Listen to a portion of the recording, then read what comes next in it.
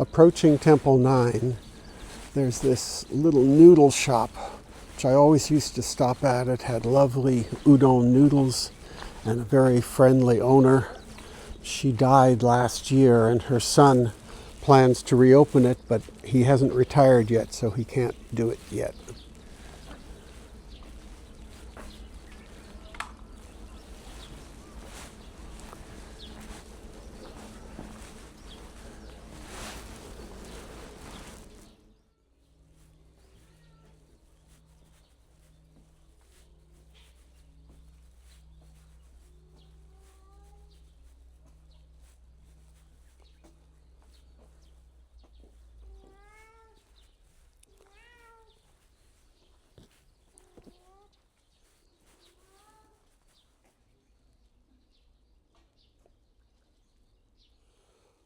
One of the folk tales about this temple has to do with healing problems with feet. So you can see people have donated thousands of tiny straw sandals as part of prayers for foot health and recovery from crippling illnesses.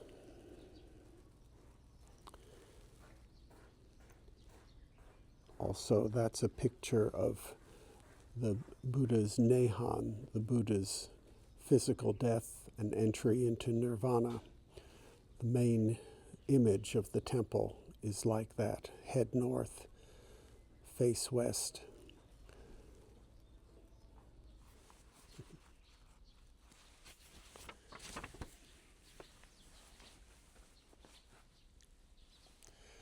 The Great Perfection of Wisdom Heart Sutra, spoken by the Buddha, the Bodhisattva, all-seeing Lord, going deeply in perfect wisdom with perception, piercing to the core, saw the 5 heaps as nothing more than emptiness, and crossed away beyond all suffering and dismay. To Shariputra he spoke thus: form is no different from emptiness, and emptiness no different from form.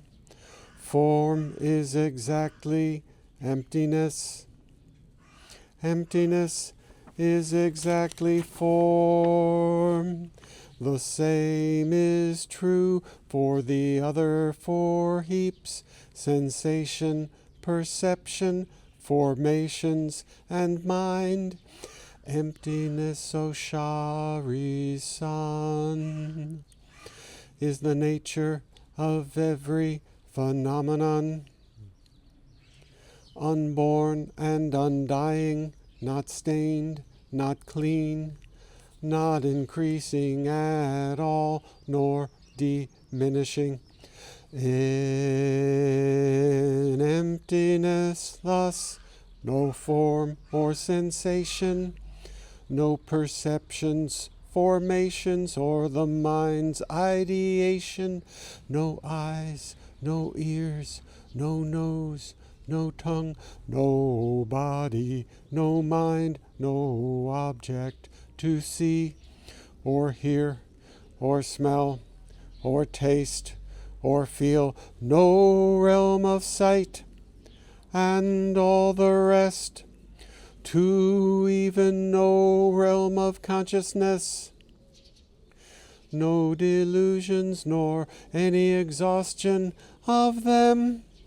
No aging or death, nor a hint of their end. No suffering, its causes, nor its fading away. No path to practice, nor wisdom to gain. No attainment at all, and not to attain. The Bodhisattvas, placing their faith In perfect wisdom's great embrace, unsnare their minds, and doing so are free from fear wherever they go.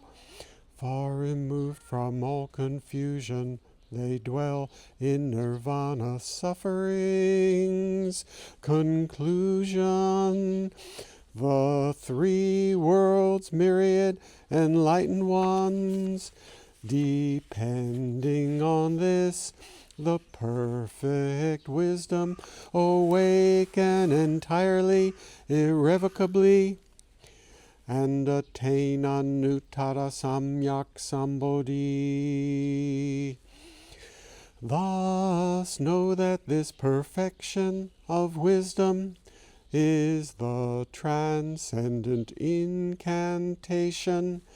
It illuminates all, is surpassed by none, can strip away suffering without exception. It is true and not false, and so I proclaim wisdom's perfection beyond mere word and name. Gate, gate, para, gate, parasam, gate, bodhi, svaha. Gone, gone, gone beyond, perfectly gone, bodhi, svaha.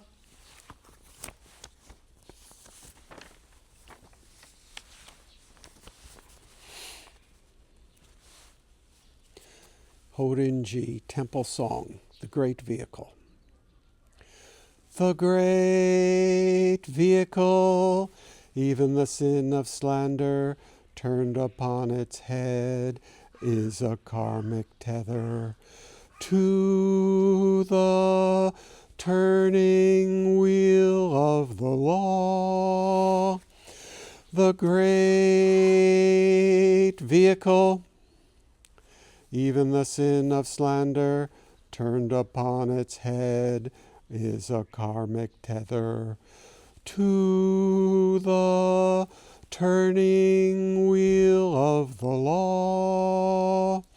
The great vehicle, even the sin of slander, turned upon its head, is a karmic tether to the turning wheel of the law.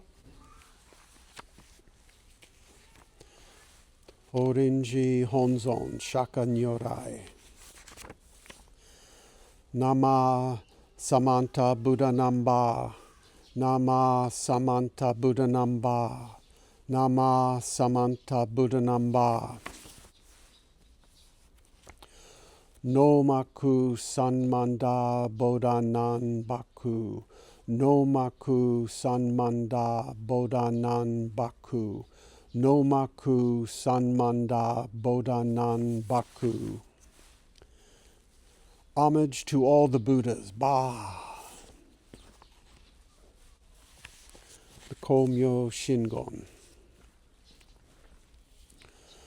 Om Amoga Vairokana Maha Mudra Mani Padma Jvala Pravartayahum. Om Amoga Vairokana Maha Mudra Mani Padma Jvala Pravartayahum. Om Amoga Vairokana Maha Mudra Mani Padma Jvala Pravartayahum. On Abokya Be Rashano Makbodara Mani Handoma Jimbara Harabari Taya Un. On Abokya Be Rashano Makbodara Mani Handoma Jimbara Harabari Taya Un. On Abokya Be Rashano Makbodara Mani Handoma Jimbara Harabari Taya Un. Om, O infallible Vairokana, turn, activate the great mudra, the jewel, lotus, and flame, whom Namo Daishi Henjo Kongo, Namo Daishi Henjo Kongo, Namo Daishi Henjo Kongo.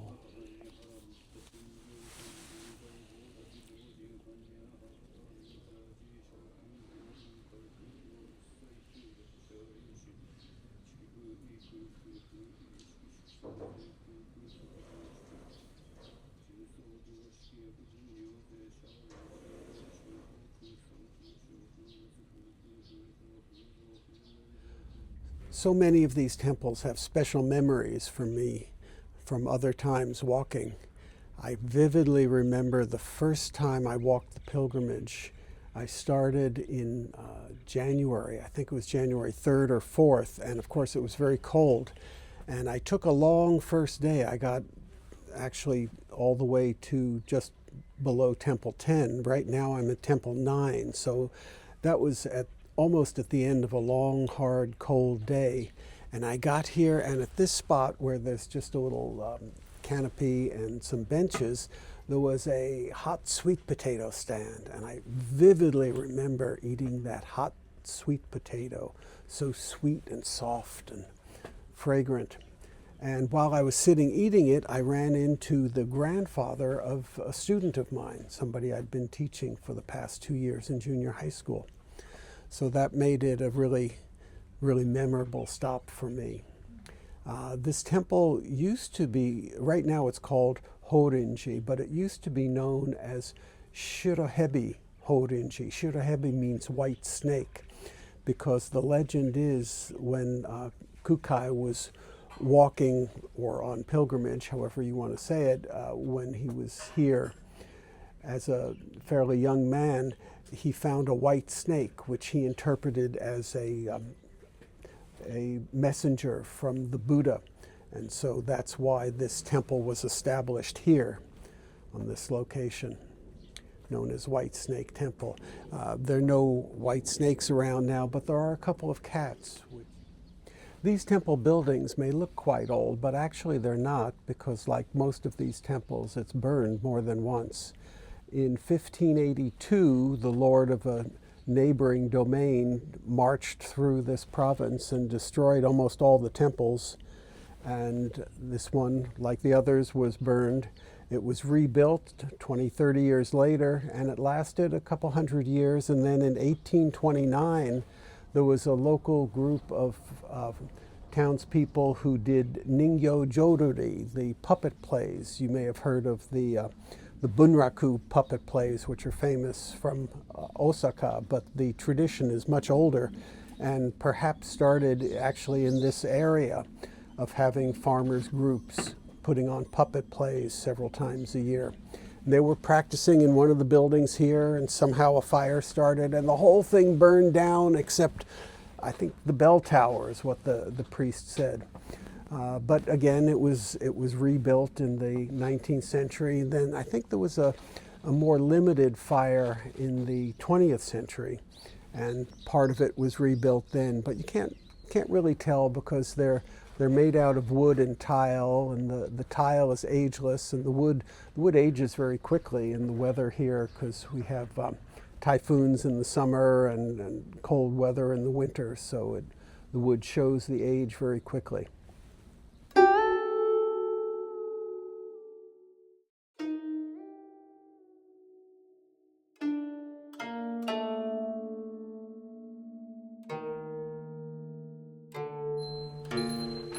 In a lot of these temples, you'll see this figure of a priest in robes and a pilgrim's type hat with a very thin bedroll and a begging bowl, and of course the long priest's walking stick.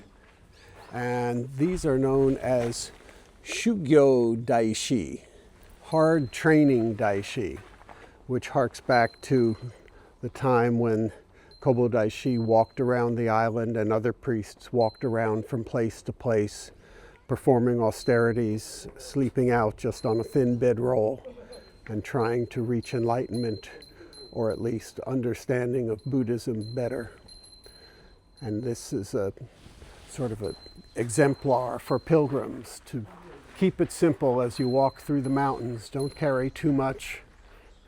Discipline yourself in the mountains. In fact, when Kobodashi started Koyasan, the headquarters of Shingon Buddhism, which is a massive temple complex on top of a mountain. He said he wanted to establish it specifically for priests who wanted to discipline themselves in the mountains, who wanted to study and undergo austerities to reach enlightenment, or at least to reach a better understanding of the Buddhist texts they were studying.